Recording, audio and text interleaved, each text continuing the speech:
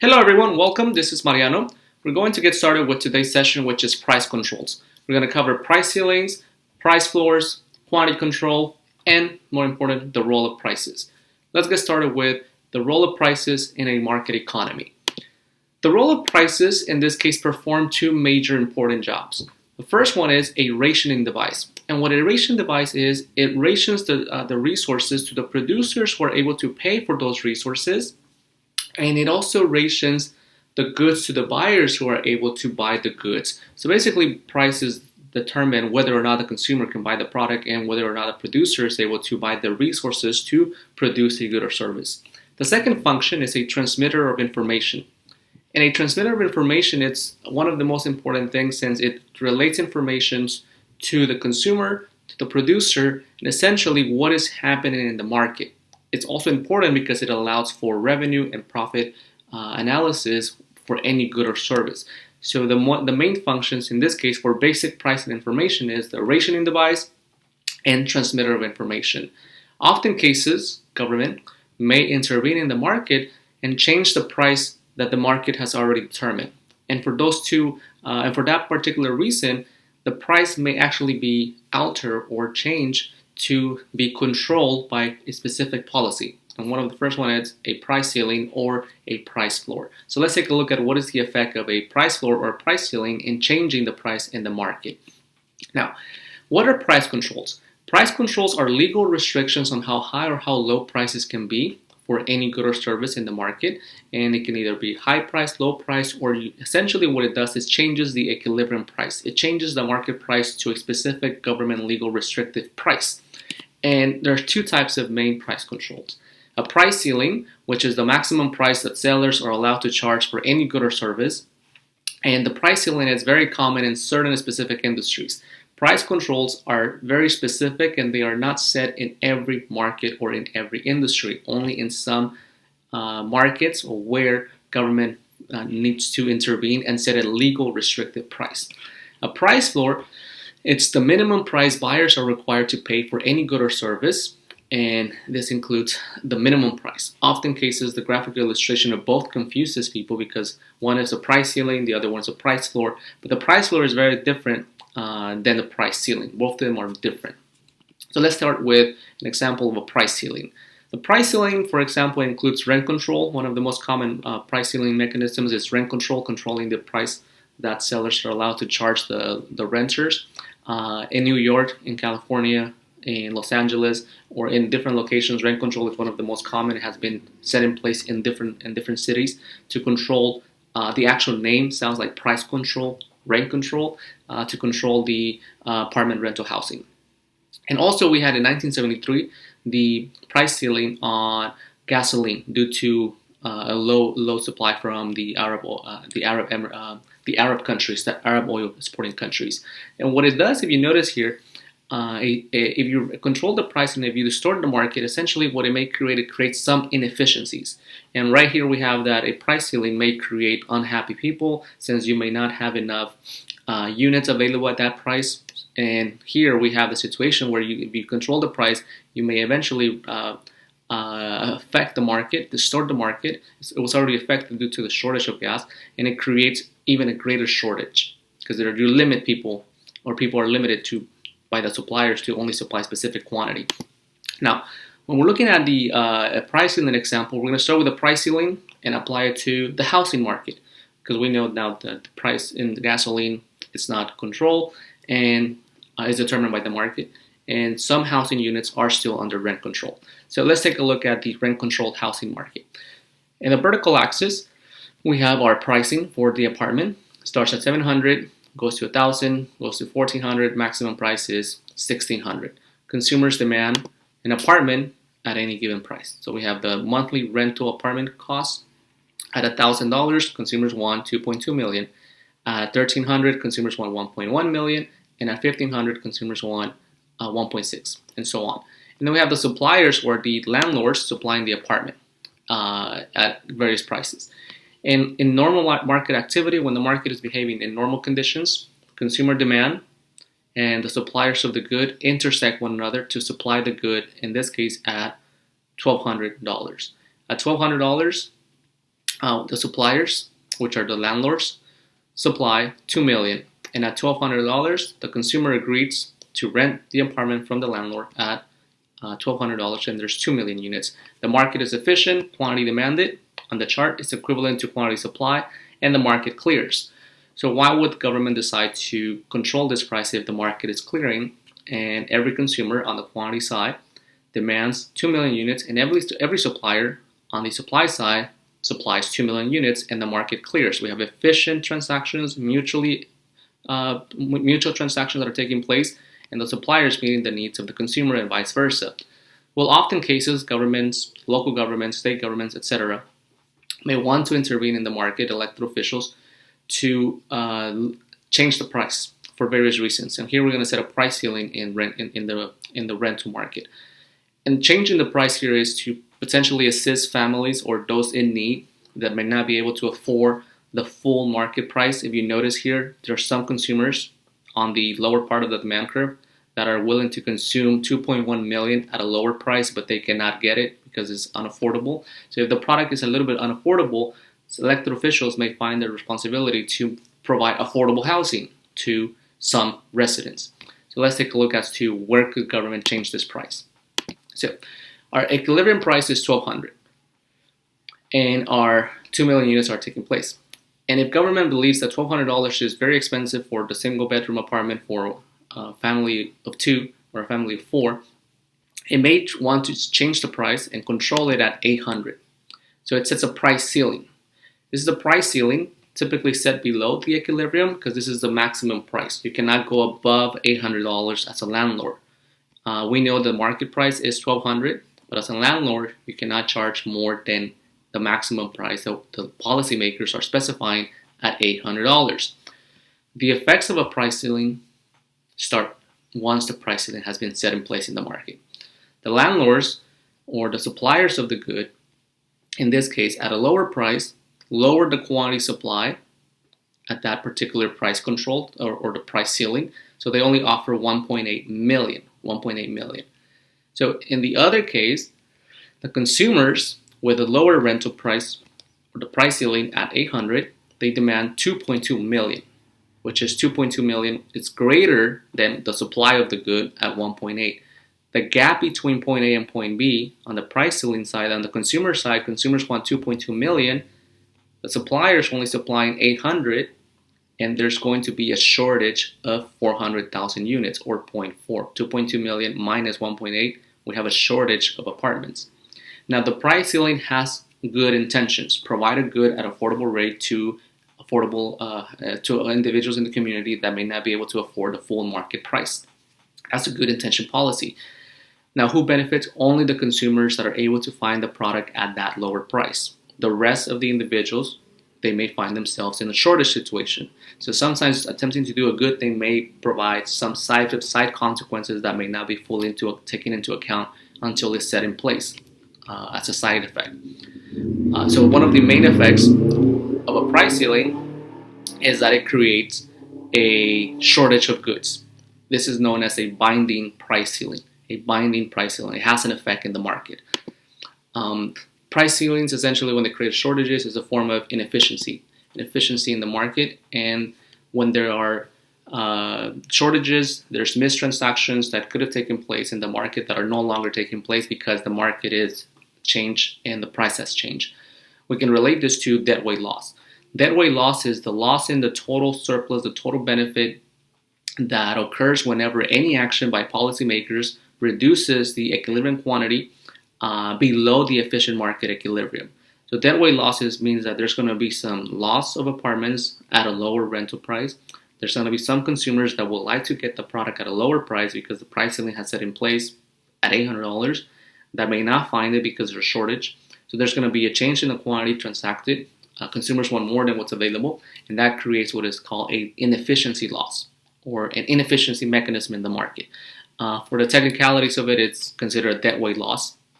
And that loss, it's loss for both the consumers and some for the producers because at a lower price, they lose some rental income or loss in revenue.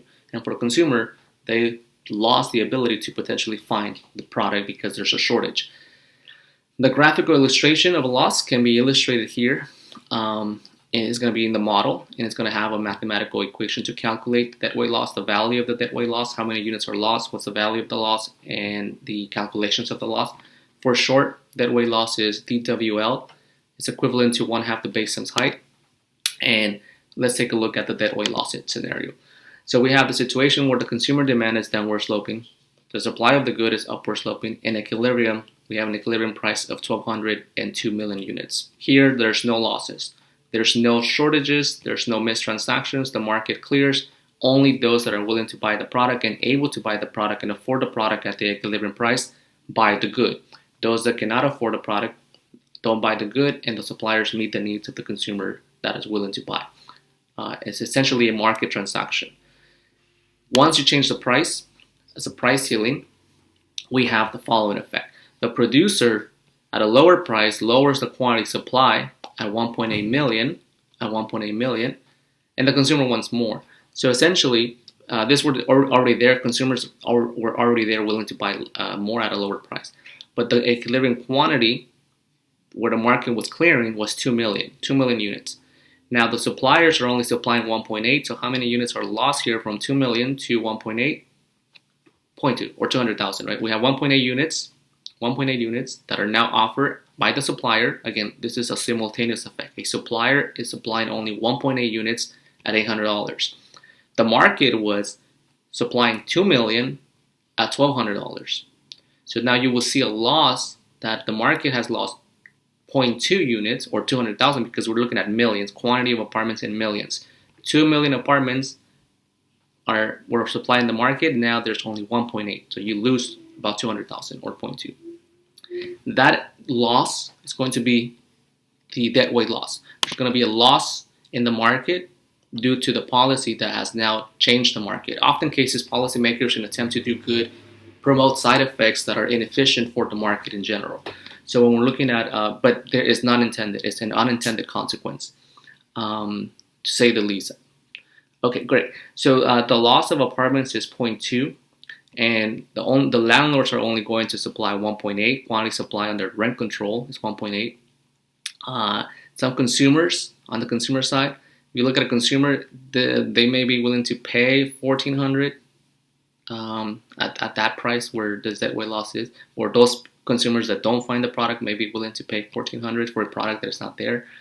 And in the market, we have 2 million units. So the area of the triangle here that is right in the center of the model, this orange, yellow triangle, is considered the deadweight loss.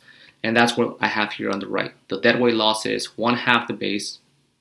Well, you can actually do it individually, but I did it for the entire triangle. 1/2 the base, 1/2 the base times height. So what's the base? Well, it really depends on how you look at this triangle, but it's still a triangle. I took the base in quantity, which is 0.2, and then times the height, the distance between 1,400 minus 800.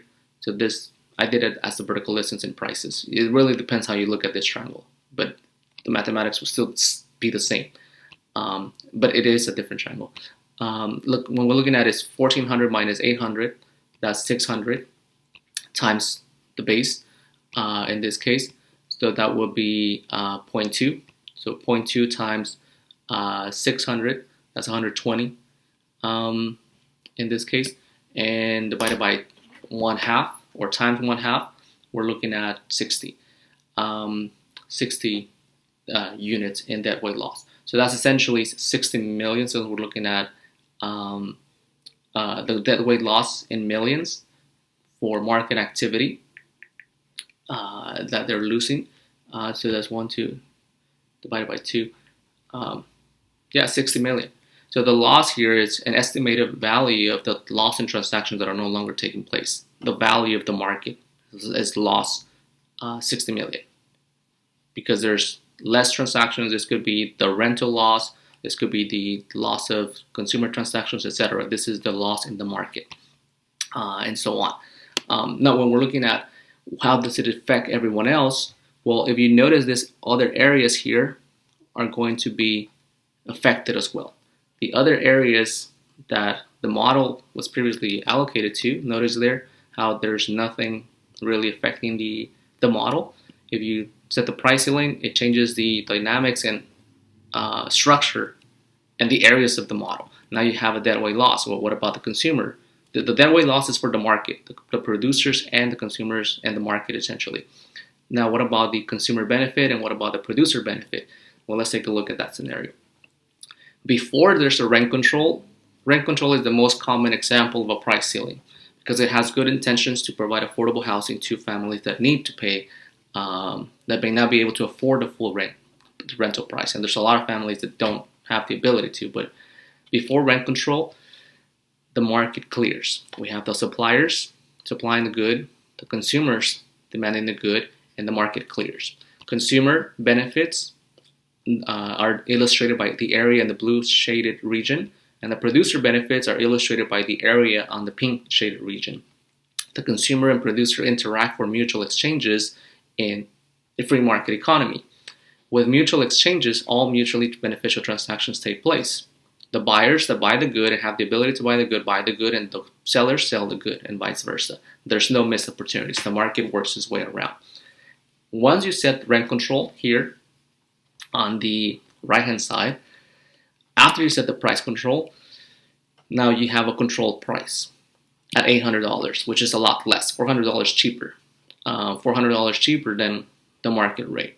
And if you notice, the first one that's going to be affected, the area here for the producer, if you lower their price as a seller of the good, the producer is going to receive less rental income, lower revenue for the rents. So the area of the producer surplus is going to be smaller, and we know that there's a deadweight loss. From 2 million apartments, we lost 0.2 or 200,000 because there's now 1.8. The sellers are only going to offer 1.8. Even though consumers want more, the sellers are not going to supply it.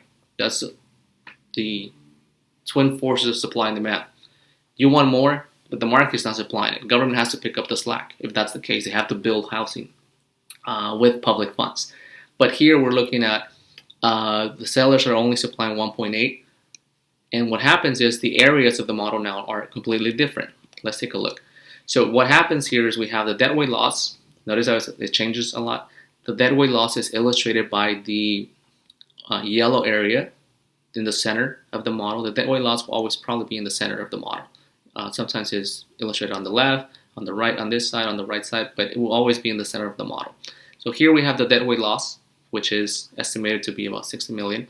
And now we have new areas, which is the producer surplus, graphically illustrated just by looking at it. I know sometimes you may be, well, how do I calculate that? Just by looking at it, just by looking at the model. Producer surplus has become smaller. The benefit to the producer, what it means symbolically, it means that the producer is receiving benefits from selling a product in the market.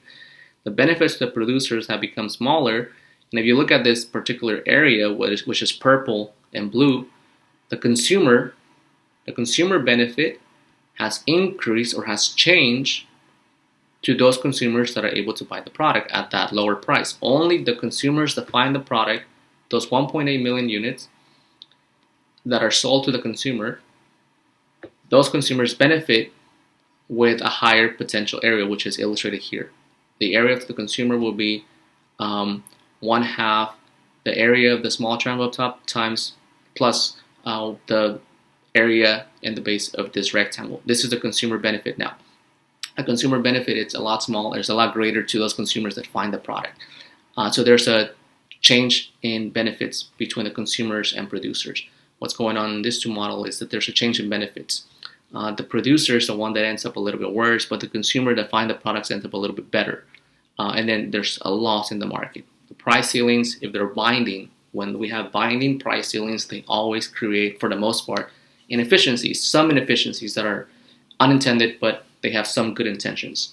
And as a reminder, the area of a basic triangle is 1/2 the base times height. So we can take 1/2 the base times height here, 1/2 the base times height here, 1/2 the base times height. The question is, what bases do you take? Well, 1200 minus 200, and then the quantity in equilibrium. So that's here, and then depending on how you look at this one, you can calculate the area of a triangle, but just the area of a triangle. Some people are saying, well, you might need to take 2 areas and so on. Just the area of this triangle here, and look at the analysis of how it's calculated. Basic algebra. Okay, great. Now, moving forward with price controls and price ceilings have unintended effects. They have good intentions, provide an affordable product to consumers in the market.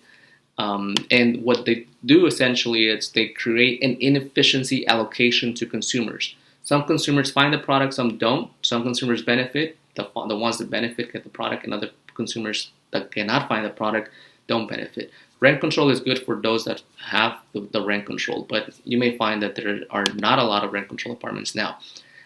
There's wasted resources, people looking and spending time for a product or shortage of goods, and inefficiently low quality. Often cases, products that are goods that are price controlled are of low quality. Sellers may offer them at a low quality or entry-based goods, or rarely taken care of or rarely maintained.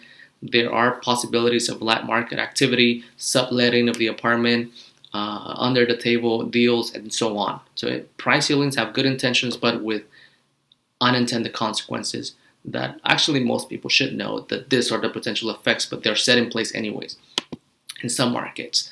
Consider India, for example. In Mumbai, India, this is just an example condition.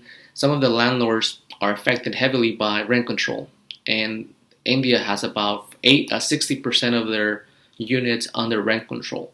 And the quality, the product, the buildings themselves are of low quality, rarely maintained. They already have one of the lowest income per capita in the world. And since 1947, they have a rent control to provide affordable housing, and the conditions are relatively bad. In some cases, in Southern California, you will find apartments under rent control that are just meeting the guidelines, barely meeting the safety standards, paint standards, and so on. Sometimes the landlords don't even maintain the building and so on. But it's because of the price controlled situations and when you have certain conditions. But we have to be careful because the market sometimes will ideally want to charge higher prices. You want to control that as well, setting 3% increase rates, 4% increase rates, only limiting the landlords to some extent. Otherwise, they can charge high prices, especially in Southern California, which is highly demanded. What about price controls? Moving forward from price ceilings to price floors. What are price floors? Price floors are the minimum price that buyers are required to pay for a good or service. And governments, typically price controls and price ceilings and price floors are set by local governments, state governments, city governments, or the national government.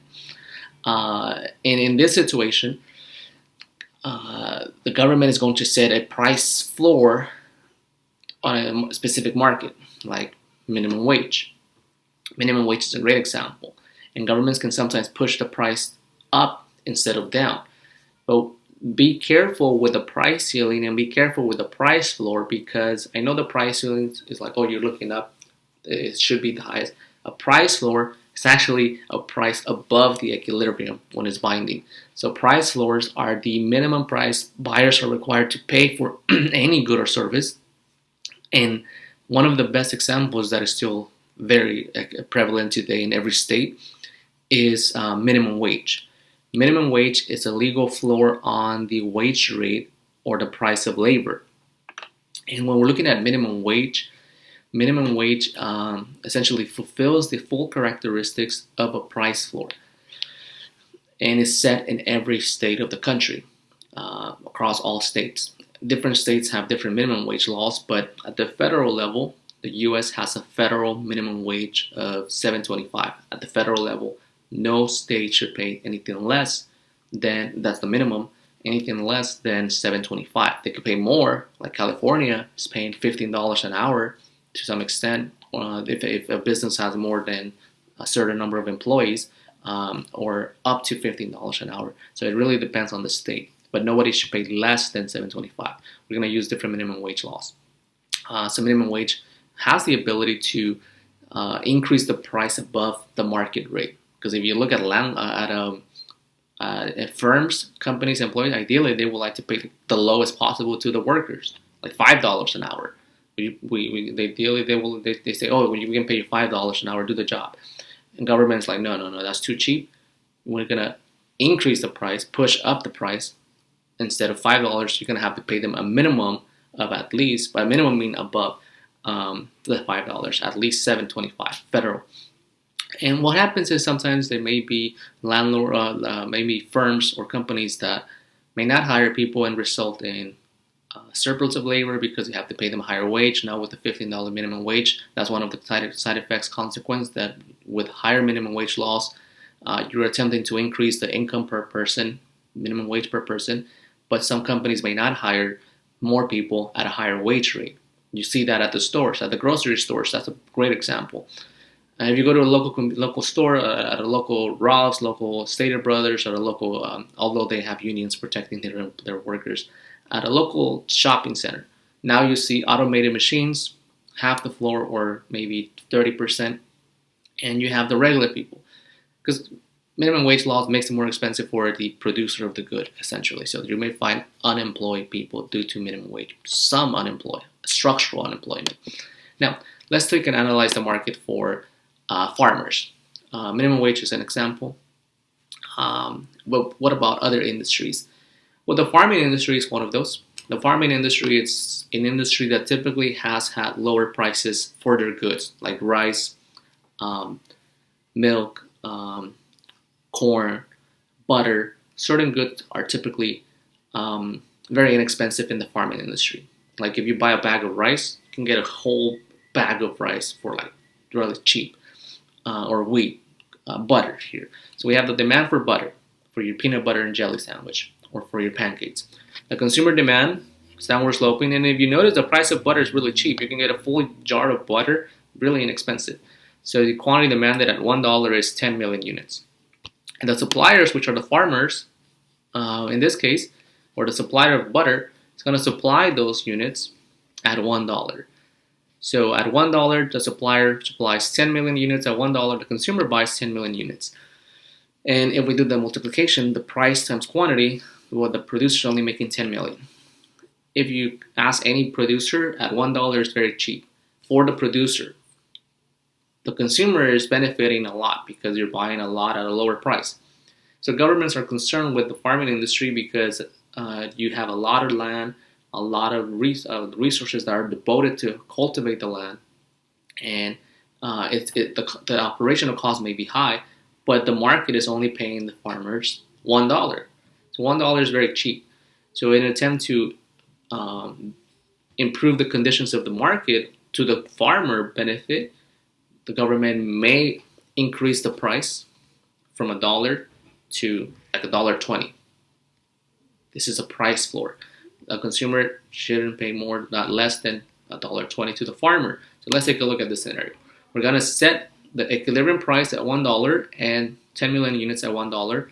But now the farmer, instead of receiving $1, the government is going to push the price up. This is the minimum price that the market now should pay the farmer, or a price floor. So here we have a price floor of $1.20. This is going to be now the new price controlled by the government. So the supplier on point S, on the supply curve S, at point B, the supplier is going to increase production to 12 units. This is an increase in production from 10 to 12. The supplier increases production, and the consumer at a higher price here of $1.20, it may potentially buy less of that good. How many units less? Well, 1 unit less. The consumer's only going to buy 9. They were buying 10 before, but not a big deal. They're only going to buy less, 1 unit less. So what we see here is that the producer increases production by twice as much, 12 units, up to 12, and the consumer only loses 1 unit, not a big deal. But the policy here is intended to benefit the farmers. And if I want to make a note here that the price floor is above the equilibrium. Often cases people confuse the price floor with the price ceiling because the price ceiling sounds like it should be up above, but that's not the case. The price ceiling, when it's binding, it's below the equilibrium. A price floor, it's set above the equilibrium. I know that's a little confusing because the name, when you think of a floor, you think of the bottom, but it's actually above the equilibrium. So what we see here, going back to the point, is that the suppliers increase production. With a higher price, you get a higher price per unit, quantity.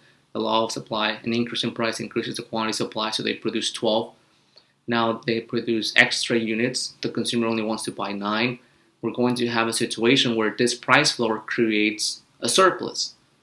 12 units are supplied. The consumer only wants 9. We have extra units that are supplied because now they get a higher price, slightly higher price, 20 cents more. Not a big deal in the market, but it is enough to increase production and it's enough to increase revenue. And it's also sufficient to create a surplus of the good. The price floors, when they're binding, create a surplus. If they're not binding, they have no effect in the market. So we have this surplus of goods. What do we do with this surplus? It really depends. In minimum wage, the surplus becomes people that are unemployed, structurally unemployed, structural unemployment. Why? Because we have changed the structure of the model. In the farming industry, we have changed the structure of the model, the structure of price, so we have a surplus of goods. What do we do with the surplus? Was a lot. You have more options to do with the surplus in the farming industry.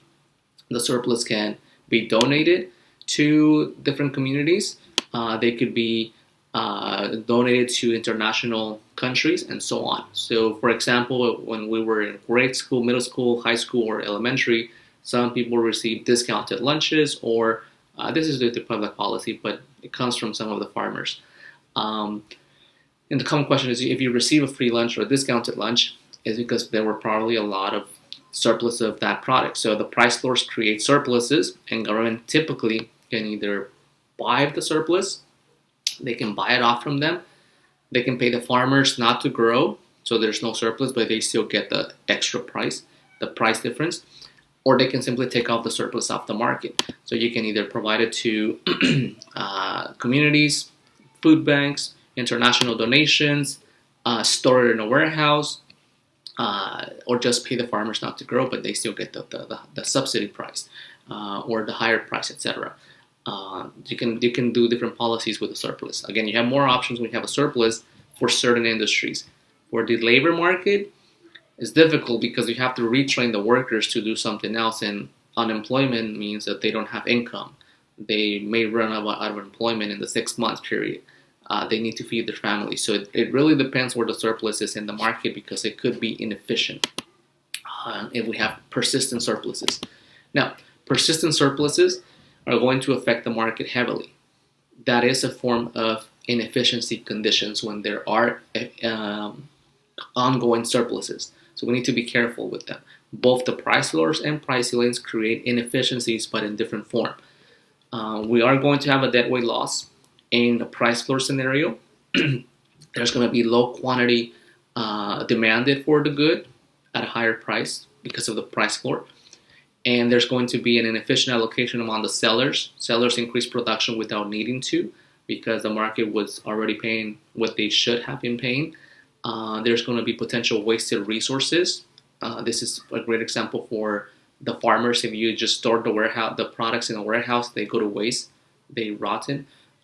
If individuals are not working, that's unemployment, that's wasted resource or wasted time, they're wasted effort. Some producers with a higher price may be willing to offer a higher quality based product, but they don't have to.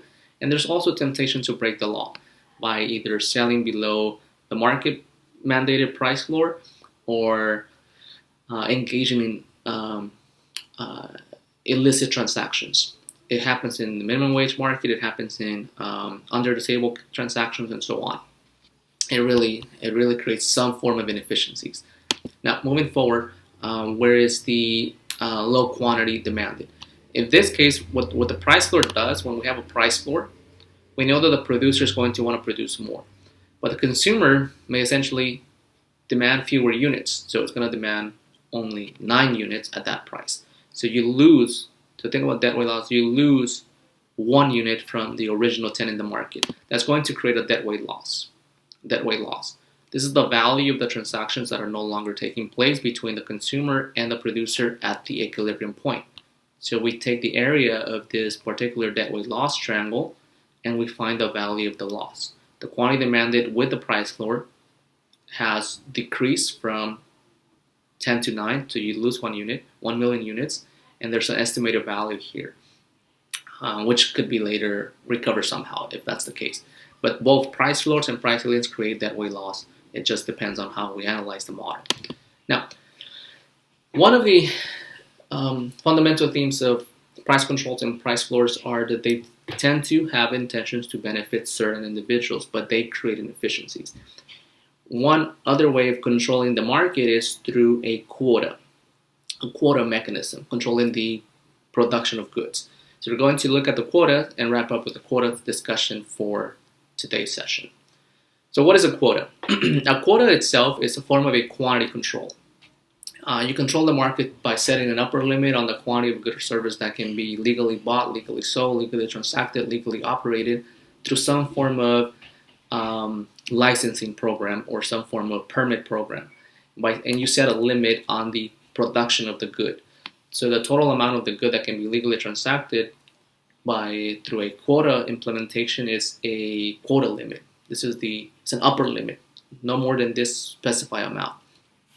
And this is done through different ways: by a license mechanism, through a permit mechanism, by setting a production quota, by setting an example is the carbon emissions. There were carbon emissions limits, which is a quota limit on carbon emissions. That used to be. We have an example here of the taxi medallion system in New York, although this example, quite frankly, is quite old. Taxis are becoming a thing of the past now with the new market and how the market is changing. But the taxi medallion system used to operate through a license program. That they needed a license to operate in the city of New York, or just in general in every part of the U.S. where taxis operate. And so every provider of the good has a license or a permit to operate as a seller of that good.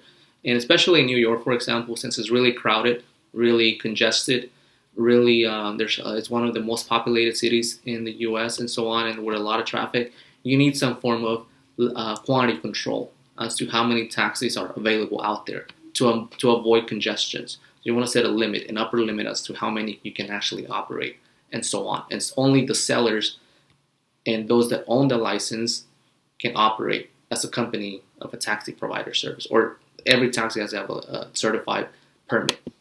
Now, so we're going to use the example of the old boring taxi example. There's consumers that always demand a ride somewhere. Nowadays we have Uber, Lyft, and so on. But it used to be that most people used the traditional way of transportation, which was taking the metro, taking a taxi, and so on, or public service. You have the demand for the good or service by the consumer that is demanding a taxi fare or a taxi cab. It used to be that you'd be out there in the corner, kind of waving off the taxi the old way. Now you have your phone, a lot simpler, and just wait for it to come for you. But it used to be you have to go and signal a taxi or whistle at a taxi, demanding the service. And then you have the suppliers that supply the taxi. And at $5, the consumer and the supplier of the taxi service will fulfill the market needs. 10 units, 10 million rides, and everybody pays $5. The demand by the consumer was at $5. We demand 10 million, and at $5, the supplier supply 10 million. So the market clears in equilibrium. So suppose that the government says, hold on a second, there's a lot of traffic, there's a lot of congestion, we're not going to allow 10 million taxi services to be offered in the market. We know that under regular market conditions, we offer 10 million units, the market is 10 million units, and there's 10 million taxis and 10 million consumers demanding the taxi service at $5. But the city is getting too congested, too crowded, we have a lot of traffic flows, we need to monitor somehow, and we need to set a limit, an upper limit that controls the taxi system. So we're going to set an upper limit. And the limit is going to be either 7 units, 8 units, 9 units, and so on. We're going to set a limit. We're going to set a limit at 8. No more than 8 million services. So we're going to have an 8 million service upper limit quota. This is going to be the quota limit. Only 8 million taxi services are provided, nothing more. We know that normally there's 10, so we're going to limit it up to 8. Automatically, you see that there's a loss of 2 units of transactions. You were providing 10, now you only provide 8. How many services were lost? About 2 million, so from 10 to 8. So what it does here is that the twin forces of supply and demand are no longer in equilibrium. The consumer for 8 million units is now going to face a higher price, which is point A, the consumer price. The consumer for 8 million units are going to pay $6. And the supplier for 8 million units is going to receive a little bit less. This is the producer seller's price. They're going to receive only $4. It creates a deviation in prices. The quota creates 2 different prices. The consumer pays 8 for 8 units, pays 6 on the chart as well. and the seller, the supply side, the seller receives only 4. So it creates a gap. Even in the chart here, in the chart on the right, it creates a gap between the prices. This is referred to as a wedge. So the consumer pays 6 now to the taxi rider, and the seller only keeps 4. So some of you are asking, how is that the case? I'm only paying $6 to the actual taxi driver. Why are we only keeping 4? Well, it's because there's now a quota that requires a license or a permit, and whoever owns that license gets to keep the extra, the gap in between. So if you have a single seller that owns the license, well, he or she may keep the $6, but they still have to pay a fee to operate that license. But if you have a company, nowadays like Uber or those rideshare companies, you pay the full price, but the driver doesn't get to keep all of it. You have to pay some commission to whoever is providing that service. So here we have the wedge. We have the wedge here between what the consumer pays and what the seller actually keeps. The seller doesn't get to keep everything. Keep that in mind. And then we have the area in the middle that we have lost 2 million units from 10 to 8. We have lost 2 units, and that creates a deadweight loss in the market. Consumers have to pay more. The seller gets to keep a little bit less. So they keep. So here we have $2 per unit. So there's a $2 gap. $2 gap. What happens to this $2 gap? Well, this becomes what is called the quota rent. Quota rent. We pay $2 and there's $6, and there's a gap between what the consumer pays and what the seller keeps. The seller only keeps 4. If you remember the taxi meters, there's a meter that starts clicking once you take the taxi. It starts rising, so you pay up to that price, and then the seller gets to keep at least that $3 that was there already in the meter, and so on. So let's take a look at that particular anatomy of that quantity control model. So the consumer pays a higher price. This is PC. The price paid by the consumer increases. The price received by the seller is now changed because now you have a gap between the prices, and that gap becomes like a perfect rectangle. That is called the quota rent. The quota rent is the earnings that accrue to whoever owns the license. And I often refer this now to the new companies that are out there, Uber, Lyft, and so on. If you catch an Uber, you pay $20 to the Uber app. And out of those $20, that's your consumer price. Your Uber driver is not going to keep that $20. They're not going to keep it full of $20. They're only going to keep maybe $15 because Uber takes the difference. Like they take 20%. Very similar scenario with the taxis. You pay $20 to the taxi, but the taxi driver doesn't get to keep the full 20.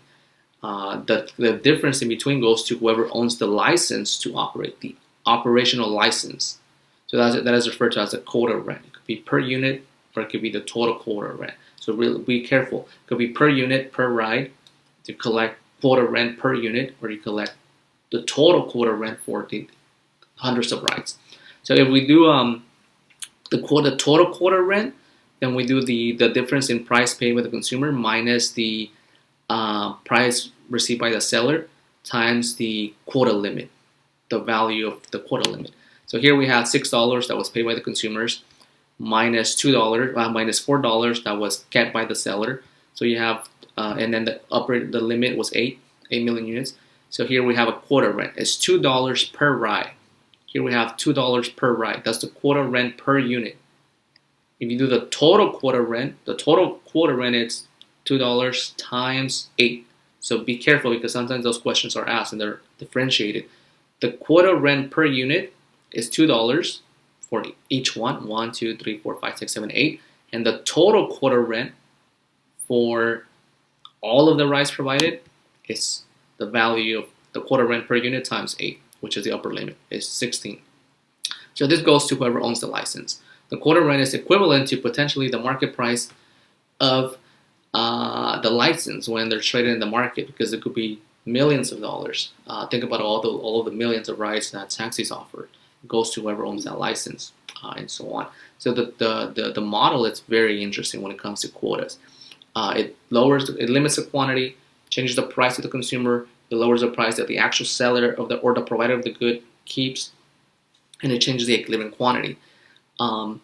Some people are asking, well, what if I'm the owner of the license? Do I get to keep everything? Well, it depends. It depends because you still have to pay a fee to get that license somewhere. So it's possible that the actual owner of the license is the one providing you the service, so they may get to keep everything, but they still have to pay a license fee to have that license. Okay, great. We're going to conclude the session today with price controls, price floors, price ceilings, and quotas analysis. Have a good day. Enjoy the rest of the afternoon.